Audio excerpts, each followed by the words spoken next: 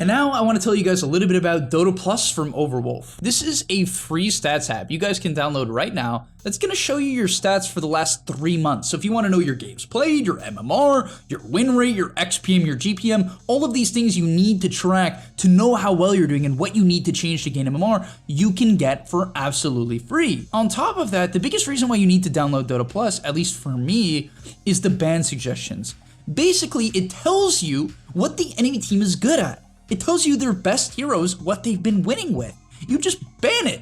You might be wondering why your good heroes, why your best heroes keep getting banned. It's because of Dota Plus, the enemy team is using it and banning out your best heroes. So go download Dota Plus right now, and I'll see you guys there. Hey, what is up, guys? It's your boy Speed here, and today we're doing a position 4 tier list for 7.32D. Is that the patch? Are we in 7.32D? Does anyone know? Can someone tell me? Are we still in that patch? It's been 2 months, right? Is it 3.3D? 3.2D?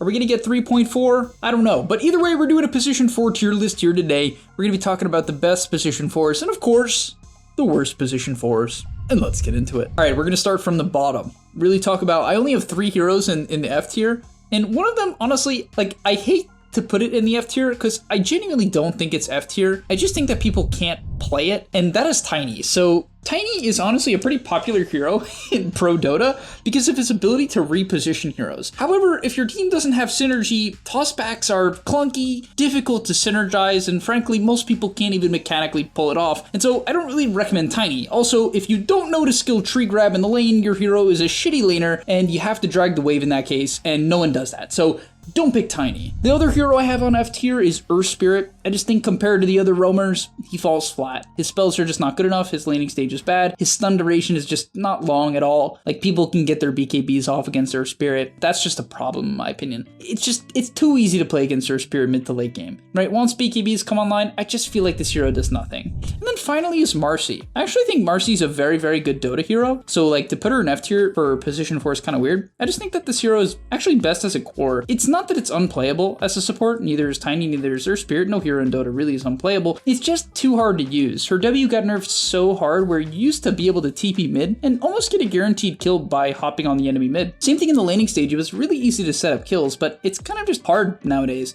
And until you have BKB completed, your hero is just so mediocre in team fights. Like, unless you find someone really out of position, you're gonna jump and just feed. And so I really don't think Marcy is easy to play. I don't think she's that good as a support. I don't think there's anything really going for her right now. All right, now let's get into the C tier. First off, we have Io. Frankly, it's a fine hero, it's just the numbers have been nerfed over and over again, and so Io hasn't been popular for a while. Snapfire is honestly a decent hero, I just think that it's clunky. Overall, this hero honestly is picked pretty frequently in the pro scene and has a lot of burst damage. It's one of the highest damage nukes in the game. It's also really good wave clear, and its shard is quite impressive. Also, I think it has some of the best talents in the game. So why is it in the C tier? Well, it's hard to use, it's clunky in the late game, and typically in pubs, there's also limited synergy in the early game, and so it ends up just being a hero that it's just hard to have impact on. I do think that if you spend a lot of time grinding Snap, it could easily be an A tier hero. Then we have Enchantress. I think Enchantress is sometimes one of the best heroes in the game, but right now her numbers just aren't good enough to justify picking her. Yes, there's some pretty good creeps and some broken creeps in the laning stage, but as I said, they just nerfed Ench really hard. Then we have Lion. Honestly, no one really picks Lion at the highest level, but I think in pubs the hero is okay. My only problem with Lion is that I think you're just better off picking the other burst damage supports. What I mean by that is I'd rather see a Skywrath, a Rubik, a Hoodwink. I just think all of these heroes, they're not the same as Lion. Obviously, he's way more disabled than the other heroes I mentioned. It's just that he tends to be a lot more susceptible to dying due to his bad base stats, bad armor, and bad movement speed. And honestly, Finger of Death is kind of just a horrible ability. I know that sounds insane, but it's a single target damage nuke. It does 600 damage on an 160-second cooldown. Hoodwink's ultimate is a 45-second cooldown and does up to 550 damage. It's just tough to justify Lion in my opinion. It's such a long cooldown at level 1. Then we have Winter Wyvern. Situationally, Winter Wyvern is definitely an A tier hero. In the right game where the enemy has a lot of unit heroes, it can be better, but that's kind of the problem. In some games, it does literally nothing. Its ulti is hard to use. Very difficult to use. Its numbers got way over nerfed in my opinion. For a while, the duration of Arc Burn, Wyvern's Q, was 10 seconds, and that's when the hero was in the meta. It looked pretty good because it was a good laner, and then the hero was pretty good mid-game to late game. But it's now a horrible laner. They nerfed the Q back down to 7 seconds at level 1, and that's really brutal. I don't know why they did that, but yeah, Wyvern is C tier. Then is ET. ET kind of has the same problem with Wyvern. It's like kind of a nasty hero in some games. If the enemy team has like a Terrorblade or a Morphling, they die.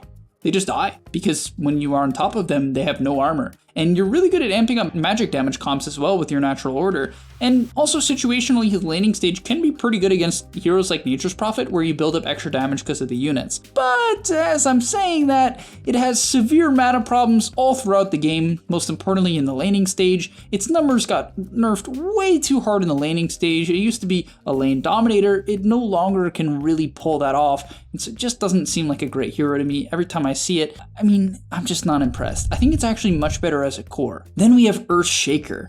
Earthshaker is similar to the Tiny problem or Earth Spirit problem. I just think that, well, I would say it's more similar to Earth Spirit. I just think that when it comes to the other stun heroes, it's kind of just unreliable. It's such a bad laner in most games. Like, I know Earthshaker spammers are gonna come after me in the comments. But I'm telling you, this hero is not a good laner. Until it has Blink Dagger, it's very hard to set up plays. It just feels like for the first 15 minutes, you have a bot walking around on your team. Like, that's just every time I have Earthshaker on my team, that's what it feels like. Feels like I'm playing 4v5, I don't know. Then we have Spirit Breaker. Honestly, Spirit Breaker, in my opinion, is good for one major reason. He's really good at baiting, and I think honestly being able to bait fights, initiate, and then survive is really valuable in pubs. It's the reason why I think Wraith King for the longest time had a high win rate. You would go in, die, and it would be a great bait and setup for your team.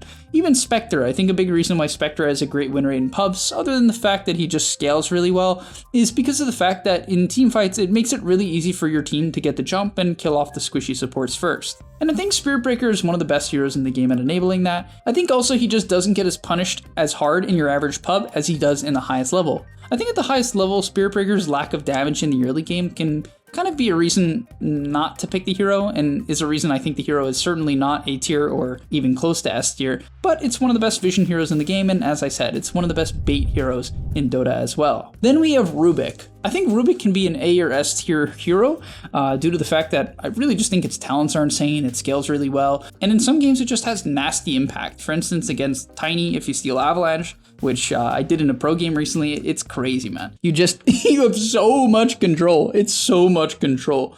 However, it's a hard hero to use. Its laning stage isn't the best. It's not bad, but it's not the best. And yeah, really the big thing is the execution in team fights. Hard hero. You gotta know what to steal, you gotta position well, and you have to have a lot of patience. It's a hero that requires a deep understanding of Dota, because people heavily overfixate on stealing major spells, and that's frankly 9 times out of 10 the wrong idea with Rubik. It just is. It's not the way you should look at the hero. It's way better to steal nukes and stuff like Avalanche. Then we have Nyx Assassin. I think Nyx is just a decent stunner, but not great right now. In terms of Caudle I really believe is a better hero than people give credit for. I just think that people buy the wrong items. I'm personally a big fan of Mech Caudle right now. Then we have Pugna. This hero has a pretty mediocre win rate, but I honestly believe it's better than people think. I believe the way to play Pugna right now is maxing your Q and your Decrep and buying an Aether Lens. I think it synergizes really well with heroes like Primal Beast in lane, and can honestly just do a ton of damage with certain team comps. Then is Hoodwink. I consider Hoodwink the most reliable nuker in Dota.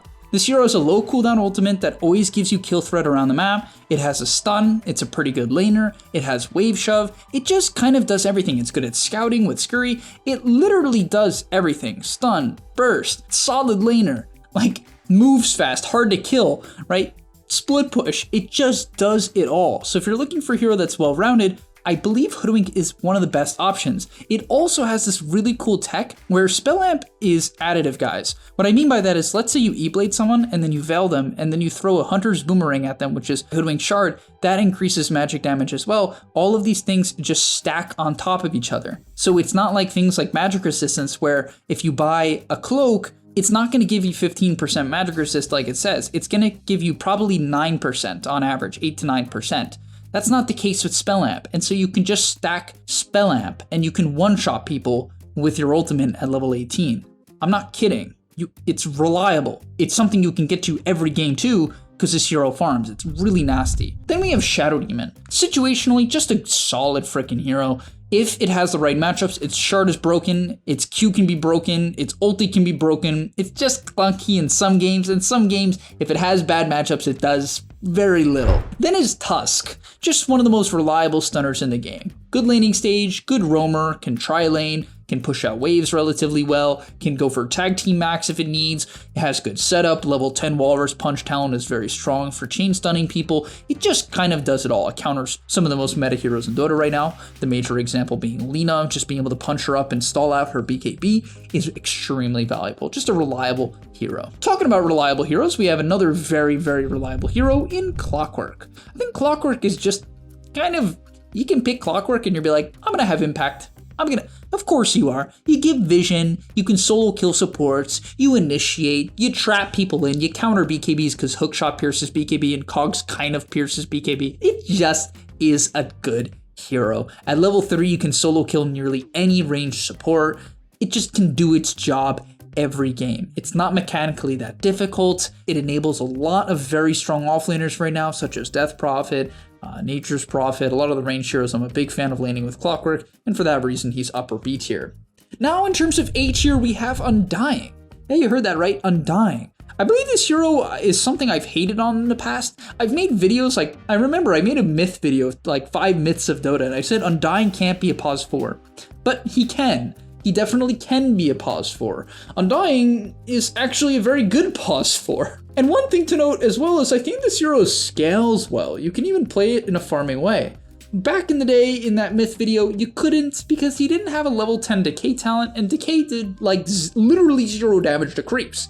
Now decay, especially with the level 10 talent, 2 shots creep waves and can nearly farm neutral camps somewhat efficiently. So this hero has a way to scale if you're gonna play at position 4. It's a disgusting laner, and really what I think it does best, the best way to utilize it, is to enable greedy heroes like Beastmaster, Visage in lane, or you can go for hyper kill lanes. I think it's best to go for hyper greedy offlaners like the unit heroes that need help getting a good start, or play like Undying Primal or Undying Marcy, right? And just have a disgusting amount of kill threat. Then we have Dark Willow. I think Dark Willow doesn't get enough play nowadays. This hero does a ton of damage. It got actually some of the biggest buffs of the most recent patch, which wasn't very recent, like the video if you want a patch. But either way, yeah, I think Willow does a ton of damage. It's a good laner. It provides a lot of control. It has really good mobility and survivability. It's just a very well-rounded hero. I'm honestly surprised more pro teams don't pick it. I really believe that Willow is like definitely underrated. Then we have Shadow Shaman. Shadow Shaman is not a hero picked a lot in competitive Dota, but when it comes to pubs, I think it's a very strong hero. It's got really good base stats, allowing it to trade well in lane. And honestly, most importantly for me is Serpent Wards. I think Serpent Wards just make pubs really easy. When you pick Shadow Shaman, you know what you can do with your ultimate. You're gonna take a tower. And that makes Dota really easy to play because often in pubs, your team is just not gonna pick a siege hero. Like unit heroes are beyond uncommon in ranked matchmaking. So until the carry is online, it's hard to take towers. You just typically don't have a hero. With Shadow Shaman, of course you do, right? You drop the Serpent Wards and you take the tower. And just that simplicity adds so much value to the hero. It's also the best hero in the game at taking Roche when it comes to a support, for sure. Like, it's so damn good at taking Roche. The Serpent Wards, as long as someone can tank for it, will annihilate Roshan ever since they made the change to the damage type on the Serpent Wards. So good laner, and it makes objective taking really straightforward, and that's really valuable in pubs. All right, and before we continue on with the video, just want to mention the Game League website is 50% off right now using code FEB50 at checkout. If you're looking for more videos like the ones you have here on YouTube, or even other videos that are a bit more educational or entertaining, then you can go check them out on the website and sign up down below. I'll see you guys there. Then we have Phoenix. While this hero isn't an insane laner, it just scales too damn well. If you get decent at playing Phoenix, you're gonna realize that you're gonna carry every team fight. As long as you don't like plant your egg in the middle of the enemy team, and you buy your shard and you can shoot Sunray during Supernova. And by the way, what you do is you use your Sunray. So team fight breaks out, you shoot out your Fire Spirits, you shoot out your Sunray, okay? Then you click egg Egg resets your abilities. So then when you click Egg, you can click Sunray again. And so you get 2 Sunrays because you bought the shard and like in quick succession. So you just annihilate people. You completely destroy any late game hero. If people aren't paying attention to Sunray, they will die to Sunray. Then is Bounty Hunter. Honestly, it just scales well. Like every time I end up watching Bounty support in your average pub, he just ends up being top 6, top 7 net worth every game. Shows up with a Greaves, Pipe, sometimes people will go this like Ags, which is sort of a meme, but it scales well, and the hero just pops off. It's also honestly a good laner. Like, I don't think it's great in high MMR, because people will sort of punish the fact that it doesn't defend the hero it's laning with, but in low MMR or average MMR or like semi-high MMR, it can just steal gold for like 6 minutes and be happy, and that's nice. Then is Techies. Yeah, that's right. Techies actually has a very high win rate. This hero is an extremely good laner. It has a stun with its shard, so it's got that covered. It's really good wave shove, so it scales well. You can go in E-Blade and one-shot enemy heroes, including core heroes. And so Techie's just a good, well-rounded hero, which is always such a weird thing to say, because I do remember the days, I still have PTSD when it comes to Techies, of walking down a lane, you know, the enemy team has no buybacks, you're walking down the lane, you think you've won the game, and all of a sudden 3 of your teammates explode. That's always really a nice thing to remember. Something I miss deeply. Then we have Skywrath Mage. I think Skywrath Mage is just a great laner. Honestly, its spells seem to do a lot of damage. I'm a huge fan of Ancient Seal cooldown at level 15. I think this talent is the better talent almost every game. It's disgusting, right? It's literally disgusting. It's a 6-second cooldown, 6-second duration silence that amps magic damage. This hero's wild in that regard. And you can scale like a madman. So you're a good laner, you explode people, and honestly, in your average pub, Force Staff is criminally underpurchased, Glimmer Cape is criminally underpurchased, and even if they are purchased, people don't use them effectively or fast enough to really react to Mystic Flare, which is Skywrath Mage's burst ultimate. And so heroes just end up beating. They just die instantly. And of course, if you manage to get an Aghanim Scepter with an Aether Lens, the amount of damage you can just do from the backline by spamming Arcane Bolt is more than you can imagine. Like, team fights with this hero that draw on when you have Aether Lens Ags, it's more than you can ever know. And then is Witch Doctor. I know this one's weird to hear. A tier, this is the last A tier hero. Witch Doctor position 4. I'm telling you guys now, this hero is a good position 4 and should even be considered at a high level. Okay, I believe so much in Witch Doctor. Personally, my favorite thing about this hero is the shard. I think Witch Doctor shard does so much damage that I don't know, I think it will be nerfed at some point. I believe this hero is just great in pubs. It's a reliable laner, Maledict is a nutty ability that does way too much damage, and Death Ward, if left unchecked, kills everyone. It's a 60-second cooldown nowadays. I think Death Ward back in the day used to be like 100. Then it got brought down to 80, now it's 60. It does a crazy amount of damage, and the shard, if you don't know what it does, when you buy it, you plop yourself into the ground, you're completely invulnerable, can't be targeted, and you shoot a Death Ward that has 30 less attack speed. But it still shoots really fast, and once you hit level 12, your stun plus Maledict plus shard kills any support. They die, and you're invulnerable. So you can just solo kill supports right at the beginning of the fight. And so the build I like on position 4 Witch Doctor is just Madaboots Blink. Shard, of course. Madaboots Shard Blink. And you go in and you solo kill a support. If you find 2 heroes clumped together, you stun them, you Death Ward, you kill one, you shard, you kill the other. And this hero's impact can be insane. And yes, it can be a little bit clunky mid-game because it does have a channeled ultimate at the end of the day, and its cast ranges suck, and its stun is sort of unreliable. So yes, it has its downsides, but I believe when enemy heroes are just kind of running into each other, which is the case in your typical pub, then Witch Doctor's stun gets a ton of value, Maledict gets a ton of value, and so does Death Ward. Then is Silencer. We're getting to the S tier now.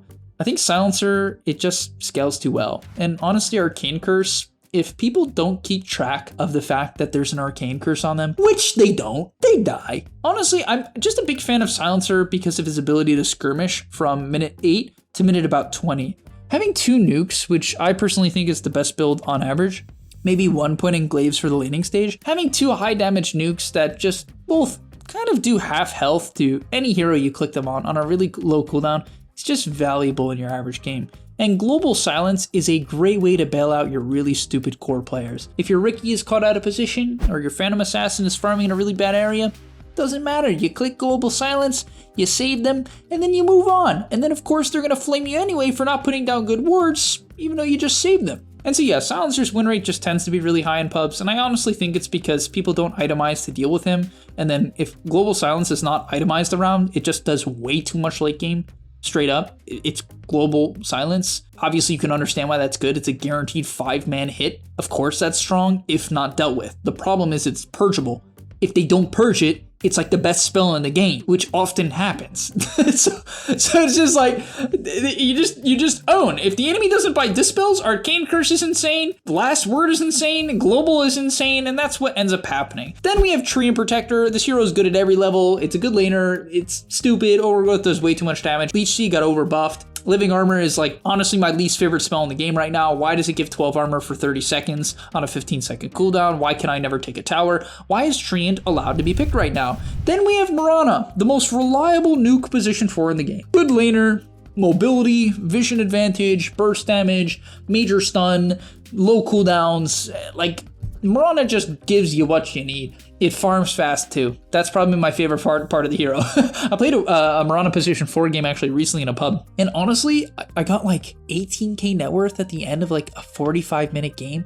Something disgusting. I had a Wraith Pact, I had Greaves, I had a Force Staff. It was like, oh my god, I just plop into these fights, nuke some hero, turn my team invis so they don't die, and then just pipe Greaves them and throw down a Wraith Pact, and it's like, no one's dying. It feels so good. So yeah, I'm a big fan of Mirana because Starstorm, it's Finger of Death on a 12-second cooldown. If you think I'm kidding, that's how much Starstorm does, like 550 damage if you hit someone twice on a low cooldown. So that's why I think really Tundra likes this hero. When you pick Mirana, you're guaranteed to have kill threat almost always, because Arrow's a low cooldown and does like 400 damage at max range, and Starstorm is like 500 something damage. So you just guaranteed have 900 damage all the time. And it makes playing Dota really awkward, because if the stun on the enemy team, let's say the Tiny, the Pango, the Tusk is not showing, and neither is Mirana, you have to fear for your life, and there's no other way around it, especially considering they could both be invisible. And then talking about invisibility, we have Riki. Yeah, it's probably the best support in the game right now, which is wild for me to say. I hate playing against Riki, and for a while as an offlane player I didn't like laning with Riki, so that was kind of the thing that I thought was the downside of the hero. But the more I've laned with it, the more I'm like, it's not that bad. It trades pretty well against range heroes because it has good base stats, really good base stats, so it zones out the position 5 pretty reliably. And I played Primal Beast with the Riki, and the slows made it very easy to get on top of the enemy hero, and the smoke screen prevented the enemy Clockwork from stopping my trample, and so it just ended up being a kill lane. I'm like, we're double melee owning I think it was an SF Clock or something like that. Just ended up crushing this guy, and I was surprised. And then Riki is like insane mid game. His talents are just too good. The smoke screen radius and smoke screen cooldown at 15. When Riki buys an Aether Lens and hits level 15, you can't play. Right click heroes when they don't have BKB, can't play. You miss 75% of the time. You can't play the game, and you're silenced. And you can't Lotus it, you can't Greaves it, it counters both of these items. Yes, Force Staff is the counter to Riki, but like, okay, it is what it is. Now you have to buy Force Staff, you have no choice. Otherwise you get stuck. And then Sleeping Dart is just this 12-second cooldown obnoxious spell that slows when it ends anyway. So you're asleep for 3 seconds, or 2, whatever it is. And then when you come out of it, you're slowed for 3 seconds. So like, you're just stuck.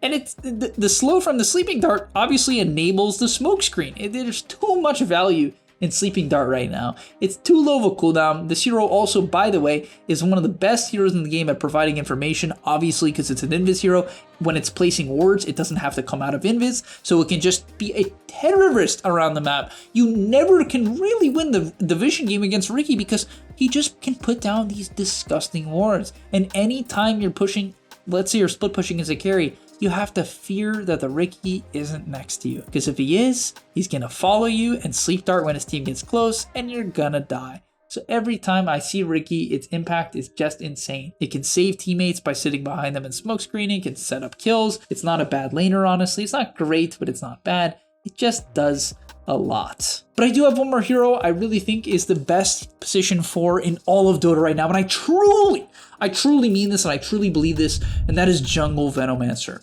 If you are playing position 4, that is the role I would used to jungle, and jungle Veno has just been completely broken for a while now. The ancient camps give a ton of XP, a ton of gold, and mech, which is the item build I recommend going on jungle Veno, it's one of the best items in the game right now. I'm also a big fan of drums, and you can buy that on the Veno as well. So really, jungle Veno has way too much impact. And if you're excited to see more jungle Venos in your games, I'm going to ask you guys very kindly and nicely to smash that like button to subscribe to the channel. Thanks so much for watching. I hope you guys enjoyed the position 4 tier list. Let's hope for a patch, like literally, please. And we'll see you in the next one.